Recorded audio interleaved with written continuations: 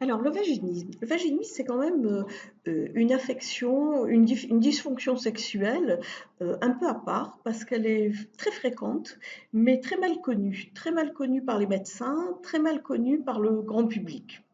Et pourtant, c'est un grand succès thérapeutique des thérapies cognitives et comportementales sexologiques. Alors, nous aborderons plusieurs points. Tout d'abord, le problème des définitions, qui en matière de sexualité féminine est toujours un petit peu complexe, l'épidémiologie, l'évaluation et les diagnostics, et un mot sur les prises en charge. Alors tout d'abord, on va faire un peu d'histoire, on va revenir un peu en arrière parce que c'est une affection qui a été euh, assez amplement documentée au XIXe siècle et puis qui ensuite a complètement disparu pour revenir dans les années au milieu du XXe siècle. Hein. Au milieu du XXe siècle, il y a Kroger et Fried qui font la une du Time Magazine en 1950. On est en pleine guerre froide et on redécouvre le vaginisme alors eux le décrivent comme une contracture réflexe involontaire et invincible de la musculature périnéale interdisant toute tentative de pénétration. Ils ont aussi une manière très imagée de décrire le vaginisme. Ils le décrivent comme une contraction réflexe euh, qui ressemble un peu à un moucheron ou une goutte de collyre qu'on veut mettre dans l'œil.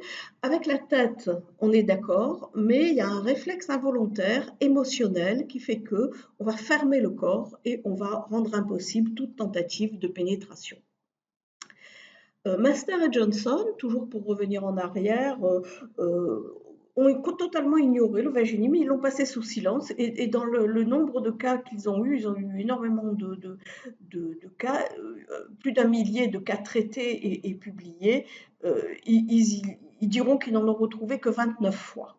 Hein. Pourtant, si vous vous mettez sur Google et que vous tapez vaginisme ou que vous le tapez en anglais vaginismus ou vaginisme sans E, eh ben vous allez vous apercevoir qu'il y a énormément d'occurrences, beaucoup plus sur les sites anglo-saxons que sur les sites français. Alors la définition, on est un petit peu embêté avec les définitions. Vous savez que le DSM-5 a complètement changé, a modifié complètement les définitions de la sexualité féminine. Et au lieu d'individualiser le vaginisme comme une affection à part, très caractéristique, le vaginisme s'est retrouvé dans le grand fourre-tout des douleurs sexuelles sans distinction avec les troubles douloureux véritables, comme les dyspareunies. Il faut savoir que le vaginisme, ça n'a rien à voir avec la dyspareunie. Les femmes vaginiques, elles n'ont pas de possibilité de pénétration, elles ont une histoire sexuelle très particulière, elles n'ont jamais été pénétrées, elles n'ont jamais mis un doigt dans leur vagin, elles n'ont jamais pu mettre un tampon. L'idée même de mettre un tampon périodique les perturbe. Hein. Alors que les femmes qui sont dyspareuniques, généralement, elles ont déjà eu des pénétrations, même si ça leur a fait mal, mais les pénétrations étaient possibles, et elles n'ont aucun problème pour mettre des tampons ou le doigt dans le vagin. Donc vous voyez que aujourd'hui, on a une espèce de confusion entre les douleurs de la pénétration et le vaginisme qui est caractérisé par une impossibilité de pénétration. Alors pourquoi ce doute?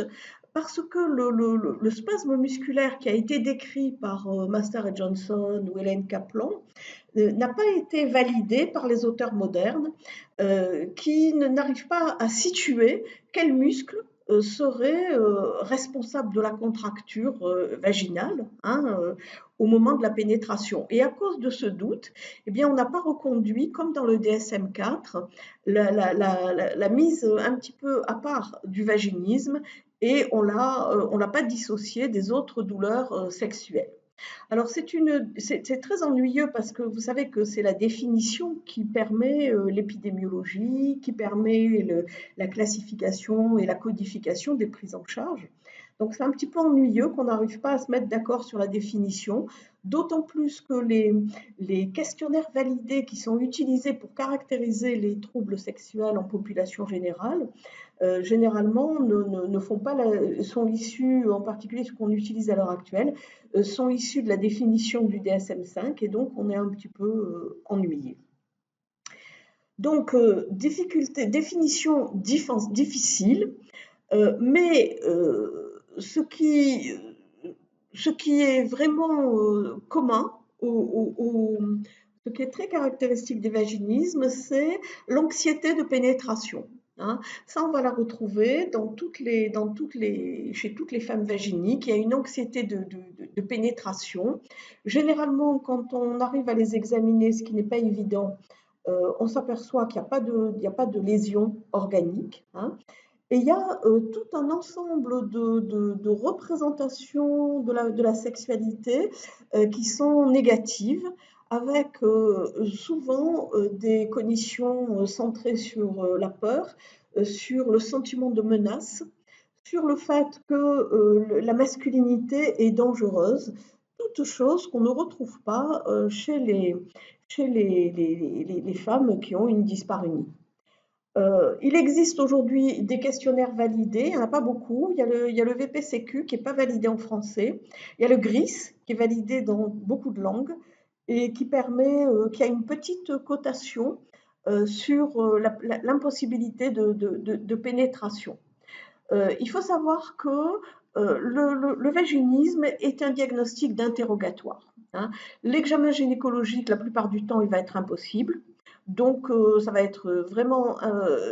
et quelque part, cet examen gynécologique impossible, parce que la femme, au moment où le gynéco cherche à pénétrer ses doigts ou le spéculum, elle a le même réflexe de fermeture qu'au moment de la pénétration dans son couple. Hein. C'est-à-dire que c'est tout le corps qui se ferme avec une abduction des deux jambes qui vont empêcher toute approche. Et même l'examen gynécologique externe, très souvent, est impossible, mais on a son diagnostic, on a affaire à une femme vaginique. Hein.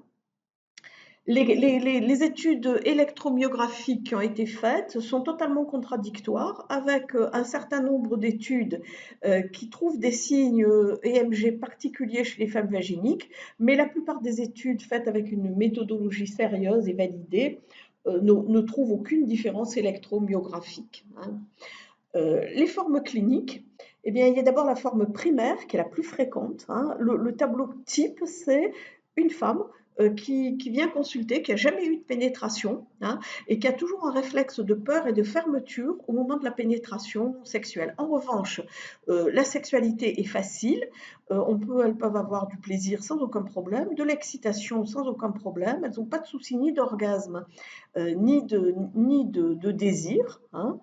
Et ça, c'est la forme primaire. Et puis, il y a les formes secondaires, généralement liées à un traumatisme grave, traumatisme de guerre, viol de guerre, post-radiothérapie, post-chirurgie pour le cancer. euh, voilà. Il y a des formes de gravité qu'on va évaluer tout à l'heure dans le diaporama. Alors, l'épidémiologie, il faut vraiment distinguer deux sources épidémiologiques différentes. L'épidémiologie en Occident, USA, Australie, Europe, hein, avec des chiffres qui varient entre 6 et 17% suivant les études, et en population générale. Hein. Et puis les autres pays, avec des pays qui sont marqués par les mariages sans consentement, hein, et dans lesquels on va retrouver énormément de mariages non consommés. Et là, le vaginisme vient en tête avec des chiffres très importants qui peuvent aller jusqu'à, vous voyez, jusqu'à 80% des causes de mariage non consommés, hein, ou 69% dans des motifs de consultation sexologique au Ghana. Alors on va retrouver ça dans les pays d'Afrique et du Moyen-Orient et d'Extrême-Orient. Ensuite, donc les mécanismes physiopathologiques, alors ils sont bien expliqués dans les vaginismes secondaires par une cause organique de départ qui est venue ensuite fermer de manière invincible la possibilité de pénétration.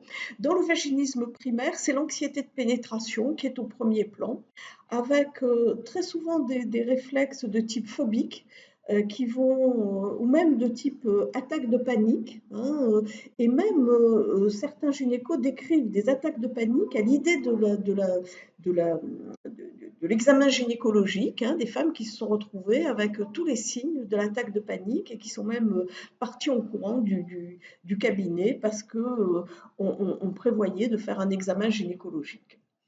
L'anxiété de pénétration suffit à faire le lien entre appréhension de la pénétration, contraction, peur, et on est face à un cercle vicieux parfaitement bien fixé. L'évaluation psychologique de ces femmes met en évidence, et ça c'est très documenté par énormément d'études récentes et plus anciennes, un mécanisme phobique majeur. Des études plus récentes ont montré un sentiment de dégoût mesuré par une échelle de dégoût euh, qui n'est pas validée en français malheureusement. Ce qu'on va retrouver aussi, c'est des insécurités affectives et des troubles de l'attachement, avec des types d'attachement, des styles d'attachement plutôt anxio-évitants. Hein. Et chez toutes ces femmes, il y a une méconnaissance majeure de leur corps qui peut être assimilée à un déni. En fait, c'est comme si elles n'existaient pas au-dessous de la ceinture. Hein, il n'y a rien. Il n'y a rien. Et même chez des femmes cultivées qui ont fait des études scientifiques, des médecins, des pharmaciens, des biologistes, c'est une méconnaissance psychique, hein, ce n'est pas une méconnaissance intellectuelle. Ce qu'on va retrouver aussi, c'est toutes les cognitions erronées sur la sexualité, inspirées par la méconnaissance du corps, hein, bien sûr, et très souvent des, des représentations de la sexualité qui sont trop romancées, trop romantiques, et qui font que c'est impossible de se voir pénétrer parce que ça n'a rien à voir avec la sexualité rêvée. C'est une sexualité beaucoup trop concrète et qui fait peur. Hein, avec très souvent une représentation menaçante de la sexualité, souvent portant sur plusieurs générations. Hein, une grand-mère qui a élevé une femme, une mère dans la haine des hommes ou la peur des hommes, sexualité masculine menaçante, considérée comme dangereuse, voire inutile. Et la petite fille est vaginique comme sa mère et peut-être même comme sa grand-mère. Hein, ça, c'est des choses très très fréquentes. Hein. Ça, c'est le cercle vicieux du vaginisme. Le couple de la femme vaginique, ben, c'est un couple heureux. Généralement, tout se passe bien, avec un partenaire qui très fréquemment est considéré comme peu affirmé, timide, manquant un peu de self, et qui, somme toute, a été caractérisé comme peu pénétrant. Très souvent aussi, ça peut cacher, le vaginisme peut cacher une dysfonction sexuelle masculine. Euh, alors, le cadre thérapeutique. D'abord, il faut s'assurer de la coopération du partenaire. Il est hors de question qu'on continue. Et d'abord, il faut mettre cette femme à l'abri de toute tentative de pénétration maladroite. Hein. Donc, il faut s'assurer la coopération du partenaire. Après, il y a un rôle important qui doit être fait à l'information en expliquant bien le principe de la thérapie. Le principe de la thérapie, c'est une thérapie de type cognitivo-comportemental, c'est-à-dire qu'on va y aller avec une progression thérapeutique par petites étapes successives. On va hiérarchiser des situations problèmes et on va les résoudre étape par étape. Hein. C'est-à-dire que d'abord, elle va apprendre à regarder son vagin avec un miroir. Après, elle va apprendre à poser son doigt sur l'orifice vaginal. Puis après, elle va apprendre à rentrer son doigt sur l'orifice vaginal, puis deux doigts. On peut utiliser des bougies de Hegar, mais avec le doigt, c'est aussi bien. Et quand elle rentre son doigt, c'est le doigt du partenaire qui suit. Et quand deux doigts du partenaire peuvent y aller, eh bien, on sait que la pénétration par le sexe du partenaire doit pouvoir être possible. Toujours pareil, par petites étapes successives, en associant souvent une désensibilisation en imagination.